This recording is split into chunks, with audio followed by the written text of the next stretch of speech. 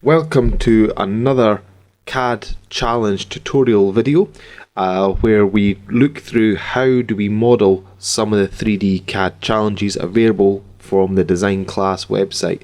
Today we're going to be looking at modeling the V block, and in particular we're going to be looking at modeling the actual metal block of the V block itself. To do that, we're going to be modeling it from the end elevation standpoint, the actual profile, and we're going to model this on the YZ plane, so we're modeling it in the correct orientation, looking at the right towards the left, and create a new sketch just here. Excellent. So we're going to start with a rectangle, which is a 2-point center, and we're going to work from the center out, which is always the best way to do things. And just looking at the drawing itself, the elevation is 50 millimeters in height, and then looking at the actual plan view, we can see the object is 60 millimeters wide. Great. So what do we want to add now is the actual V groove of the V block. And to do that, we're first of all going to take the straight line tool and make it for construction and model from the center up.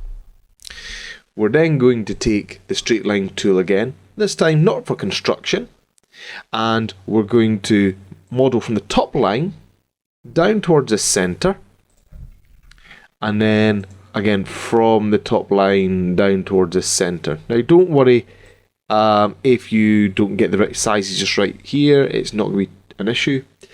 What we do want is to make sure that this line and this line are 90 degrees to each other. Now of course we could take the dimension tool if we wanted to and click on one and then the other and then edit that dimension, but our page can get rather messy with sizes, so we try to avoid that where possible.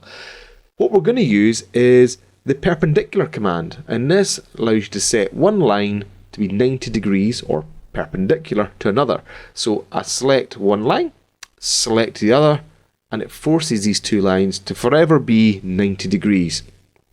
Okay, now back to the dimension tool. I'm going to measure from the vertex of this line to the edge of the model, and I'm going to set that to 10 millimeters. I'm going to measure from the vertex of this line to the edge and make that one 10 millimeters. Now, you could type in 10 millimeters here and that would work fine, but what I recommend is this.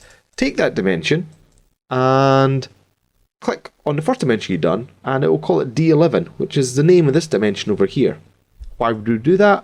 Well, this is parametric CAD, which means if we ever want to change the sizes of one thing, it can automatically update and change the sizes of the other. And this can make modifications later on far easier.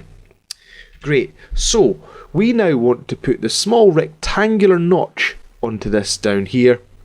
And looking at the actual the sizes and the elevation and the plan, we can say it's 5 millimeters wide. So I'm going to take my straight line tool, come on down, and from the center out to here, I know that half of 5 is 2.5.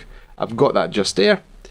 I'm going to take the mirror tool, take this line, take the mirror line tool, and select that construction line we made earlier, and say apply, and there we've got it going across.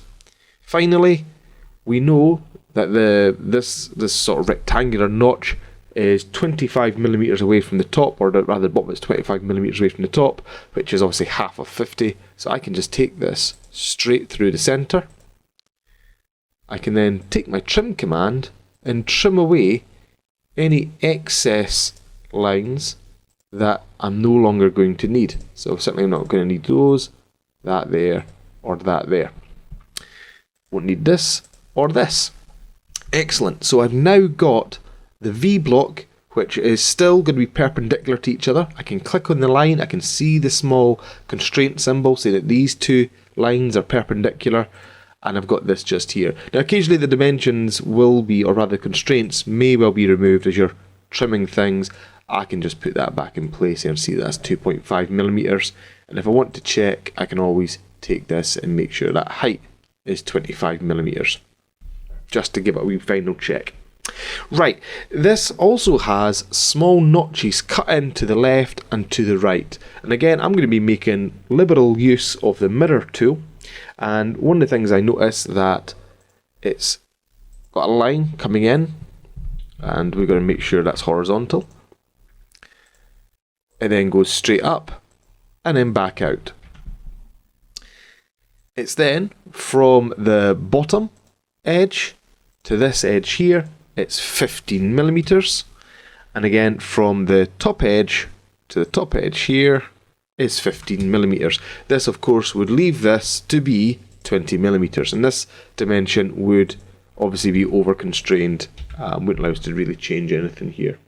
So I'm going to trim away some of this excess. I'm going to take these three lines now, I'm going to mirror them over to the other side. Oops, obviously didn't select one.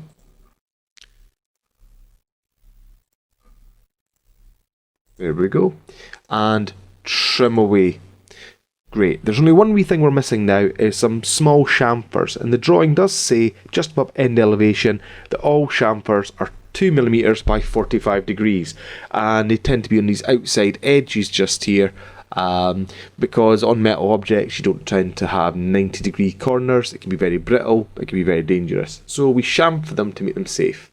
We could do that in the 3D mode, but we're going to take the chamfer tool just here.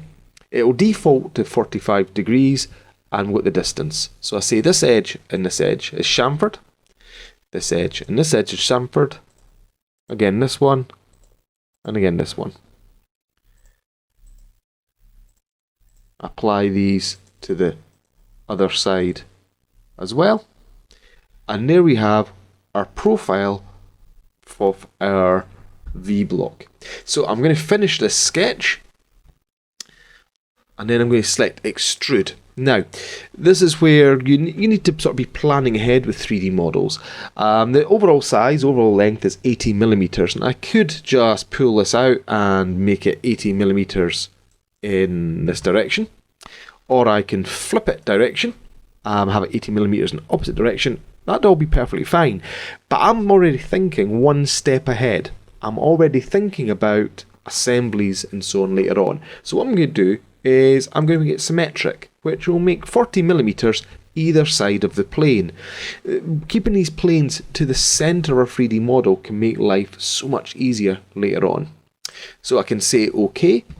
If you're feeling really pedantic, you could obviously name your sketches and name your extrusions. That's good practice, I guess, with bigger 3D models. We're not going to bother for this. We just now need to save this part and get ready for the next one.